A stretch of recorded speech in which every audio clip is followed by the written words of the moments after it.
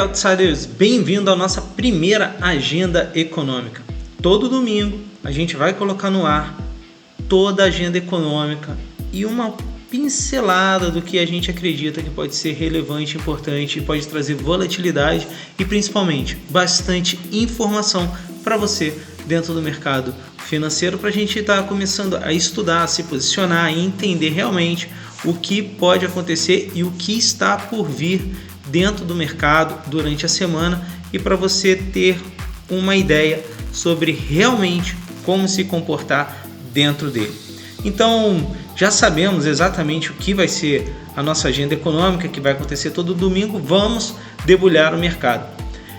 Na madrugada de hoje a gente tem um mercado muito parado, sem muita volatilidade, principalmente que o mercado asiático abre exatamente sem nenhuma notícia relevante e adentra a madrugada de segunda-feira sem nada importante até às 5 da manhã.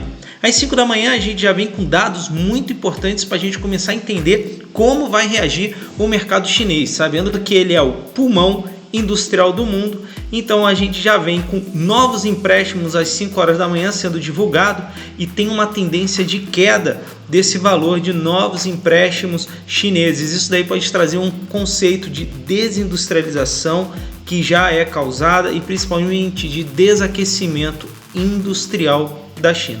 Isso pode impactar muito bem na abertura e o pré-mercado americano, trazendo grande volatilidade para o mercado.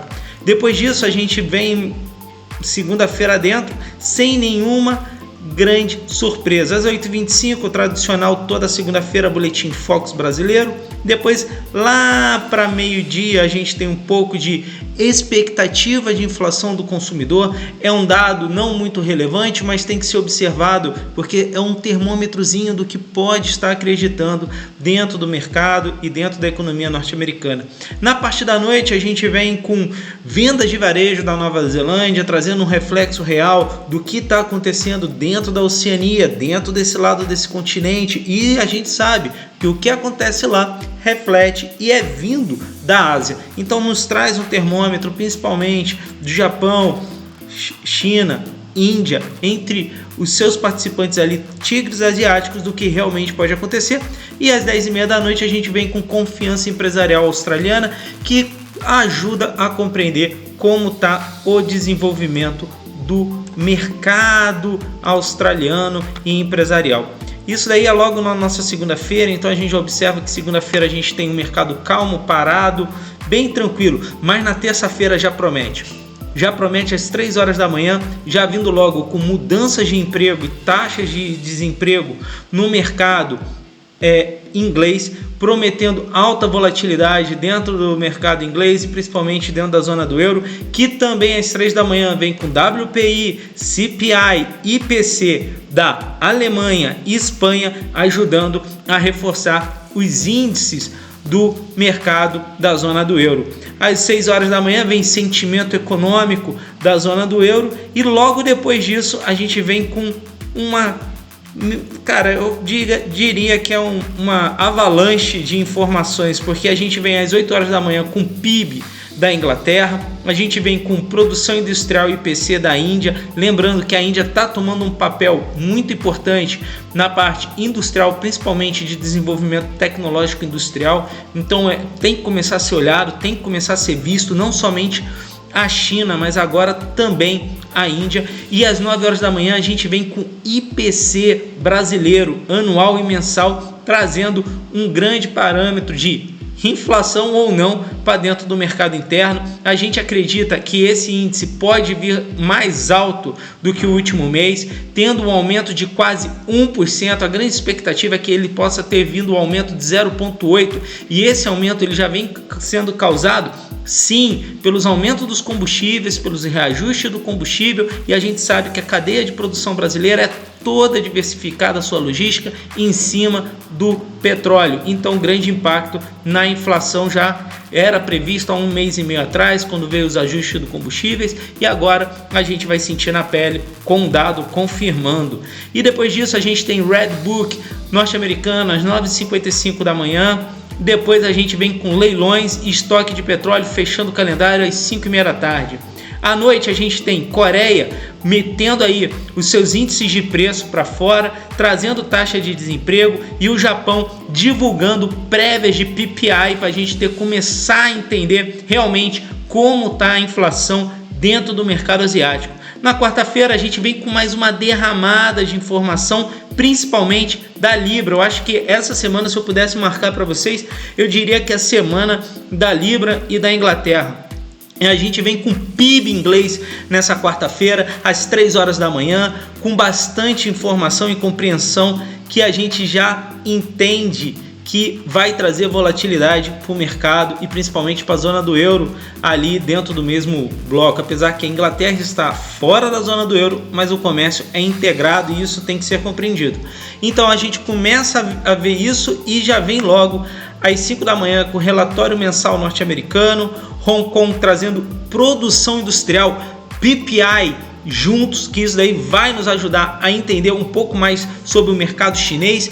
Também a gente vem com produção industrial da zona do euro, o mensal e o anual, trazendo muito mais compreensão de tudo que pode estar acontecendo na parte de produção. Lembrando que a tendência e o que tem que acontecer nessa produção é a diminuição dela. A única coisa que o Estado não quer é o aumento dela, porque estamos combatendo os estados inflacionários. Às 9h30 da manhã a gente também vem mergulhado com CPI norte-americano, IPC norte-americano e lucro real norte-americano. Então eu diria para vocês, se a gente pegar na quarta-feira, que desde 3 horas da manhã a gente tem injeções de informações, análises, compreensões e principalmente tem que ter clareza sobre o que está acontecendo dentro do mercado, eu diria que de 3 da manhã até as 11 da manhã o mercado promete muita volatilidade. Pré-mercado brasileiro deve se mover bastante por causa dessas vols e a gente começar a entender sobre posicionamento e sobre o que os dados podem nos dizer, porque principalmente esses dados prévios de IPC, CPI do mercado americano pode nos antecipar sim uma conclusão final do que pode vir de tomada de decisão de Jerome Powell ali na divulgação da taxa de juros norte-americana, manutenção, aumento ou diminuição, e a CME já está precificando isso como um grande jogo. E depois a gente vem com balanço de orçamento do Federal Reserve às 3 horas da tarde, balanço de preços de casa do REITs da Inglaterra às 8 e fechamos a noite com a Austrália metendo para fora a sua mudança de emprego e taxa de desemprego, trazendo mais termômetro para o mercado. Na quinta-feira a gente começa a madrugada com PPI chinês, é isso mesmo, índice de produção industrial chinesa, o preço da produção industrial chinesa, ali marcando que pode nos trazer uma clareza de aumento de custo de produção ou diminuição de custo de produção. Lembrando que se viermos com aumento de custo de produção, nós temos um papel importante de decisão. Inflação mais apertando para cima dos estados. Tirando isso, a gente vem com inflação também da WPI, dos índices industriais indianos, reforçando o pulmão industrial hoje do mundo, que são os tigres asiáticos, a China e a Índia, cada um no seu papel e no seu setor industrial, mas são os pulmões. E às 9h15 da manhã era tudo que a gente esperava para começar as principais decisões de taxa de juros. Vem a taxa de juros europeia, o Banco Central Europeu marcando ali a sua taxa de juros, e a gente pode ter a manutenção da taxa de juros em 4,25 ou até uma leve subida de 0,25, mas a diminuição é muito difícil de estar ocorrendo, apesar de alguns apontarem melhoras, não tem melhoras nenhuma dentro dos estados e principalmente dentro da zona do euro, e vai impactar sim o que a Christine Lagarde já vem dizendo há muito tempo, que a taxa de juros sim serão elevadas, a diminuição e o patamar anteriores, principalmente antes do Covid, vai ser difícil de ser visto ao médio prazo, e temos que acostumar com esse novo normal de vida, com dinheiro custando mais caro, mas a gente percebe que o consumo não está tendo impacto, e sim os bancos estão sentindo e os varejos estão sentindo, mas o consumo em si, a vida consumidora ou a população não está deixando de consumir, porque senão os índices de produção industrial e do comércio seriam mais baixos. Então o terceiro setor da economia está segurando essa inflação mais alta do que nunca. E às 9h30 da manhã a gente vem com mais dados do PPI americano e também reforçando sobre o PPI do varejo, e aí a gente começa a ter visões reais de vendas no varejo dentro do mercado americano, e isso é de extrema importância, porque há uma tendência de diminuição de 0,5% nesse dado, e vale a pena a gente refletir, porque pode ser um indicador também relevante para marcar lá na frente a decisão de taxa de juros do Federal Reserve e de Jeremy Powell nos seus discursos. Às 11h30 da manhã a gente vem com armazenamento de gás e leilões de notas norte-americanas, principalmente para os títulos, observar bastante esse movimento que pode impactar. E às 11h30 da noite e às 11 horas da noite a gente vem com produção industrial chinesa, venda do varejo, taxa de desemprego chinês e conferência de imprensa do NBS, e isso vai trazer muita movimentação para a nossa sexta-feira, que já engrena a madrugada dentro com CPI, IPC, IHPC e WPI da zona do euro, ali marcando Europa inteira, porque vem todo mundo junto, Alemanha, França, Itália, todo mundo junto, os principais participantes da zona do euro marcando ali, e vamos observar como esses dados podem vir. Eu acho, assim, no meu ponto de vista, eu acredito na manutenção dos 4,25 do Banco Central Europeu, até porque ele vai querer ver esses dados para tentar ver o que vai fazer após eles no futuro, com uma tomada de decisão mais enérgica ou manutenção da taxa de juros em 4,25. Depois disso, a gente tem a zona do euro vindo com salário na zona do euro. Gente, esse dado às 6 da manhã, para mim, é o mais esperado, junto com a decisão da taxa de juros do Banco Central Europeu. Por quê? Porque se a gente tiver uma diminuição, sim, do índice do preço do consumidor, do índice do preço industrial da zona do euro, a gente vai observar que muitos vão dizer que a zona do euro está se comportando muito bem e trazendo o mercado para a marca da desinflação.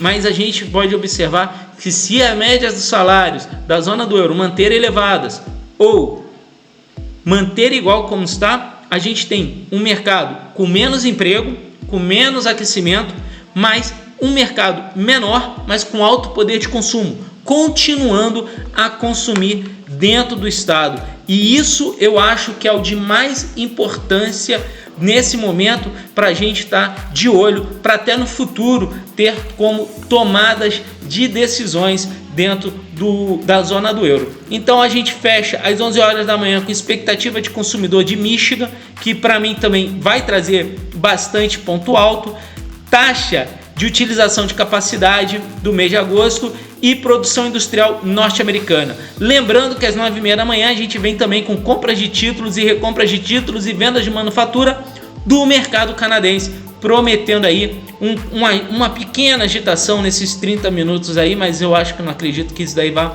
se prolongar como posicionamento principal para dentro do mercado. Além disso, a gente tem uma percepção muito grande para o início dessa semana em cima da Meta, que está desenvolvendo um novo e um mais poderoso sistema de inteligência artificial, prometendo balançar aí o mercado acionário e trazer o foco para a Nasdaq, que veio com grandes perdas nas últimas semanas, e agora pode ser que ela se recupere. Mas lembrando que a Apple teve um golpe muito duro dentro do mercado, uma vez que a China proibiu claramente a comercialização e até parte está tentando bloquear a parte de produção dos telefones da Apple para dar impulsionamento e mais força ao novo modelo da Huawei. E isso foi a causa da perda em um único dia de R$1 trilhão da Apple no seu mercado principal lá fora. Então fica de olho, porque o mercado acionário também nos traz bastante entendimento, bastante volatilidade e bastante perspectiva. Então eu ficaria de olho em 2 papéis para essa semana no mercado acionário norte-americano, em Oracle e Apple. Eu ficaria de olho nesses 2, marcaria muito bem o que pode estar acontecendo e traria para nós uma realidade, principalmente olhando a guerra industrial e a guerra tecnológica entre os participantes do mercado telefônico e de tecnologia, tá? Tirando isso, eu acho que a gente tem que observar bastante. É uma semana crucial, bastante dado econômico, com bastante observação e compreensão de mercado. Se eu fosse vocês, eu buscaria mais entendimento dia após dia, compilando essas informações, buscando um entendimento único. E galera, meus outsiders lindos da minha vida, observe bastante o que você vai fazer dentro desse mercado, com muita volatilidade, com muita precificação e principalmente com muito entendimento fundamentalista. Observe tudo que a gente veio falando nas nossas lives anteriores do Buy and Ask e principalmente dos 15 minutos de mercado.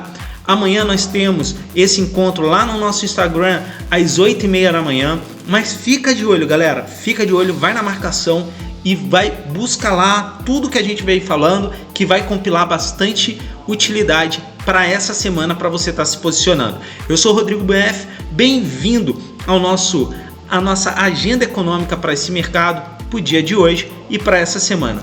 Tamo junto, opera com moderação. Mercado financeiro tem alto risco de financeiro para você e principalmente especule sabendo o que você está fazendo. Tamo junto e a gente se vê até o próximo domingo.